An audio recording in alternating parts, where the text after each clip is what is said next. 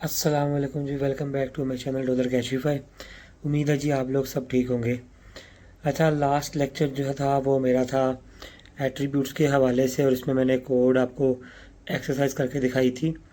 तो आज जो है वो नेक्स्ट लेक्चर मेरा जो है वो इस हेडिंग के ऊपर, HTML हेडिंग्स क्या होती हैं और इनको कैसे यूज़ करते हैं। ये वैसे भी मैंने पहले आपको करके बताई हुई है, मेरे पिछले लेक्चर्स में मौजूद है। तो आज इनको थोड़ा सा और डिटेल को देख लेते हैं। यहाँ पे कह रहा है HTML हेडिंग्स आर टाइटल्स और सब titles that you want to display on your web page.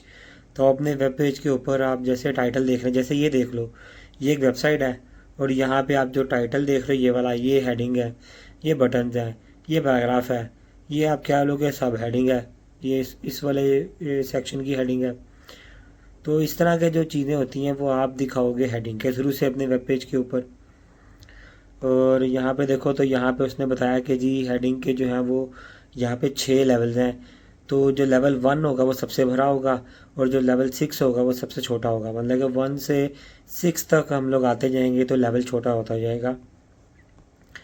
अब उसके बाद यहाँ पे उसने हमें HTML हेडिंग्स का जो है वो से एक्सप्लेन कर दिया थोड़ा। HTML heading are defined with H1 tag to H6 tag.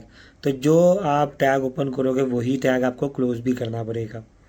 जैसे ये देखो एग्जांपल में H1 इन्होंने ओपन किया है और H1 यहाँ पे क्लोज कर दिया है। ऐसे ही H2 ओपन किया है तो H2 यहाँ पे क्लोज कर दिया। ऐसा नहीं है कि आप H1 यहाँ पे ओपन करो और उसको यहाँ पे क्लोज कर दो और H5 को यहाँ पे क्लोज कर दो, ऐसा नहीं होगा।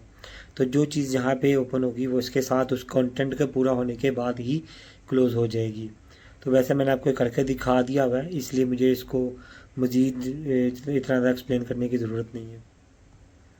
नीचे आते हैं, यहाँ पे क्या लिखा हुआ, note browsers automatically add some white space a margin before and after heading.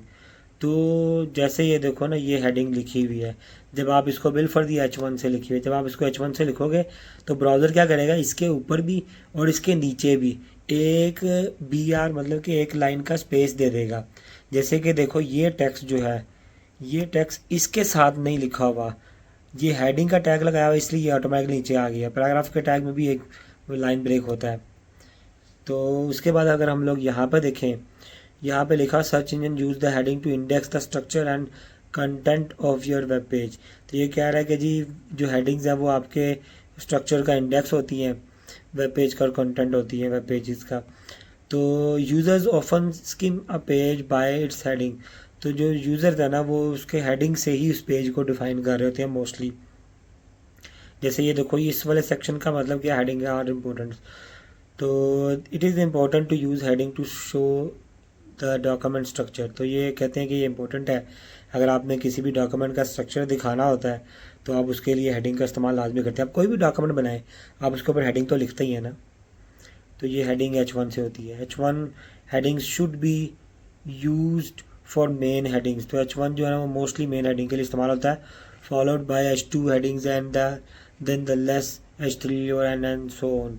तो जैसे कि H1 है जो वो सबसे बड़ा पेज का टाइटल अक्सर इस्तेमाल करने के लिए इस्तेमाल होती है। H2 जो है सेक्शन टाइटल्स बनाने के लिए, मतलब कि उसके अंदर जो सब हेडिंग्स आ रही होती हैं उसके बाद सब सेक्शंस बनाने के लिए H3, और इसके बाद इसके अंदर के जो सेक्शन आते जाएंगे सब सेक्शन वगैरह, उनके लिए आप सारों के लिए H3 या H4 जो भी आपको ज़रूरत हो आप उसके हिसाब से बना सकते हो। जैसे उसने एग्जाम्पल बना के दिया हमें यहाँ पे। मैं अगर ट्राई टू योरसेल्फ में जाता हूँ तो देखो यहाँ पे ये उसने H1 बनाई है। तो ये है ट्रैवल गाइड के, यहाँ पे मेन हेडिंग है। उसके बाद ट्रैवल कहाँ कहाँ कर रहे हैं, यूरोप, फ्रांस, इटली, एशिया और इंडिया और थाईलैंड। तो यहाँ पे उसने बाकी की heading H2 H3 H3 H3 बाकी से की। तो यूरोप के अंदर ये आ गया फ्रांस और इटली और एशिया और इंडिया और थाईलैंड आ गई ऐसे। तो ये उसने उसके अंदर शो करवा दिए ऐसे सब हेडिंग के तौर पर। उसके बाद जी नीचे आते हैं, ये कुछ उसने टिप लिखी हुई है, यूज़ ओनली वन H1 पर पेज। वो कहते हैं कि आप नॉर्मली जो है ना वो एक पेज के अंदर एक ही H1 इस्तेमाल करें ताकि वही में आपकी मेन हेडिंग रहे। It represents the main topic और टाइटल। तो ये रिप्रेजेंट करता है आपका मेन टाइटल या टॉपिक। उसके बाद क्या करते हैं जी हम आगे, यूज़ HTML हेडिंग्स फॉर जो हेडिंग्स ओनली। तो ये कह रहे हैं use HTML heading for headings only. जो HTML की हेडिंग वो सिर्फ हेडिंग के लिए इस्तेमाल करें। Do not use the heading to make text big और बोल्ड। तो वो कह रहे हैं कि हेडिंग को आप इसलिए ना इस्तेमाल करें कि आप टेक्स्ट को बड़ा करेंगे तो आप हेडिंग का टैग लगा लें, या बोल्ड करने के लिए आप हेडिंग का टैग लगा लें। वो हेडिंग इसके लिए नहीं है, वो कह रहे हैं। अक्सर लोग ऐसे करते हैं ना कि चलो अगर मैं साइज़ ही भरा करना है ना टेक्स्ट का, तो आप सारे टेक्स्ट को H1 में डाल दो पकड़ के। तो वो कह रहे हैं ऐसे ना करें आप। उसके बाद ये क्या रहे हैं कि अगर आपको बिगर हेडिंग चाहिए तो आप क्या करें, यहाँ पे each HTML heading has a default size. तो वो कह रहे हैं कि हर HTML हेडिंग का एक डिफ़ॉल्ट साइज़ होता है। जैसे मैंने आपको बताया H1 से लेकर H6 तक, तो ये एक डिफ़ॉल्ट साइज़ है उसमें दिया हुआ है, लेवल है।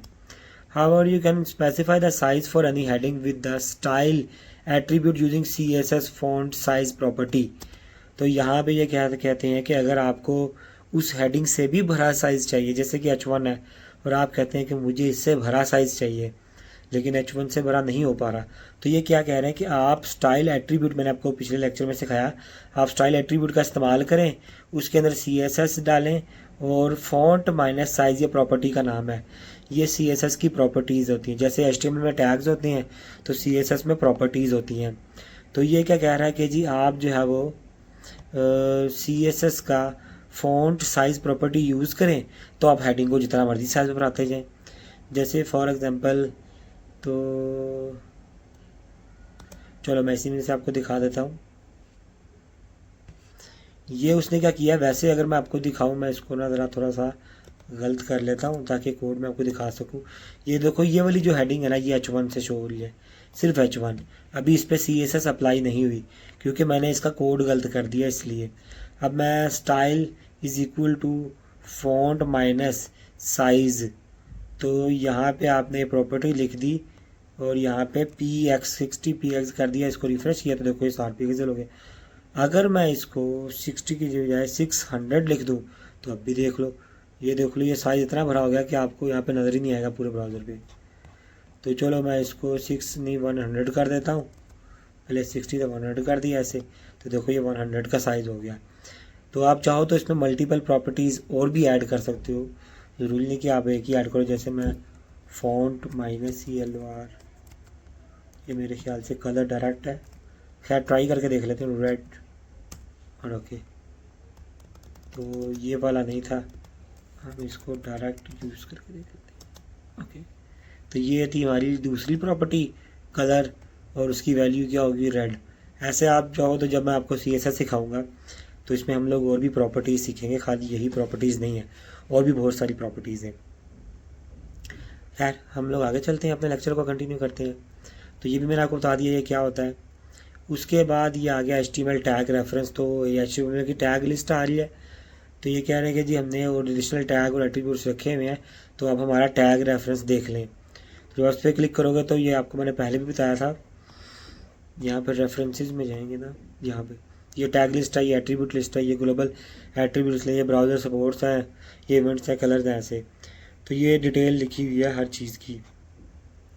तो खैर हम लोग आगे चलते हैं अपने लेक्चर में। तो ये था हेडिंग वाला सेक्शन। अब हम आगे चलते हैं एक्सरसाइज में। तो एक्सरसाइज में क्या होता है, इसकी हेडिंग की एक्सरसाइज देख लेते हैं। तो यहाँ पे देखो क्या लिखा हुआ है, ये 3 एक्सरसाइज होंगी। Which of the flowing header is the largest and most important header. तो हम लोग कहते हैं जी H1 है, सबसे ज़्यादा इंपॉर्टेंट यही है क्योंकि मेन पेज यही लगता है। ओके करेक्ट, नेक्स्ट करते हैं।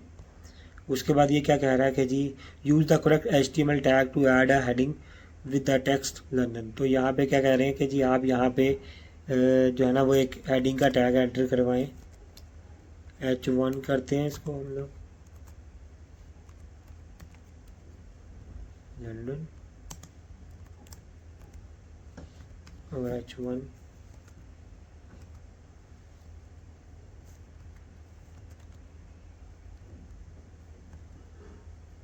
सॉरी मैंने स्पेसेस यूज़ कर लिए वो आपको दिखाने के लिए, तो इसलिए वहाँ पे जगह नहीं बच रही।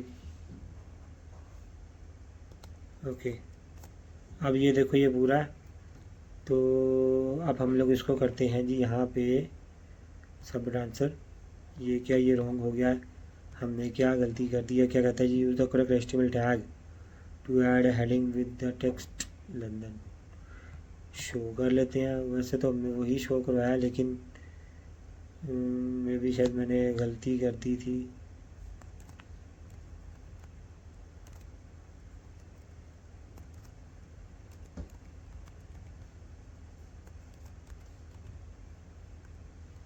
हाँ पूरा नहीं था कोड लिखा हुआ। ओके, तो यहाँ पे भी हो गया। अब आगे नेक्स्ट क्वेश्चन करते हैं। तो ये क्या कह रहा है जी, add 6 headings to the document with the text hello. तो ये क्या कह रहे हैं कि आप 6 हेडिंग ऐड करें, तो लार्जेस्ट द स्मॉलेस्ट। ठीक है, तो यहाँ पे हम लोग वही ऐड करते हैं जी। इसमें रखना है हमने।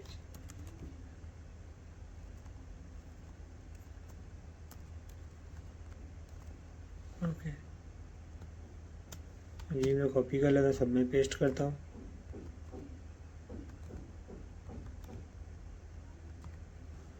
तो बस इसको चेंज करना है हमने।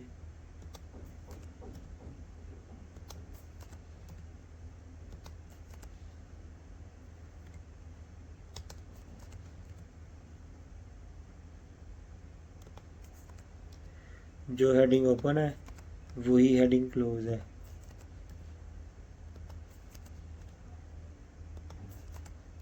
ओके, अब इसको सबमिट करते हैं। ओके, ये भी ठीक हो गया। तो चले जी, हमारा जो है ना वो भी लेक्चर भी वैसे यहाँ पे एंड है। इंशाल्लाह आपसे मुलाकात होती है अब कल के लेक्चर में।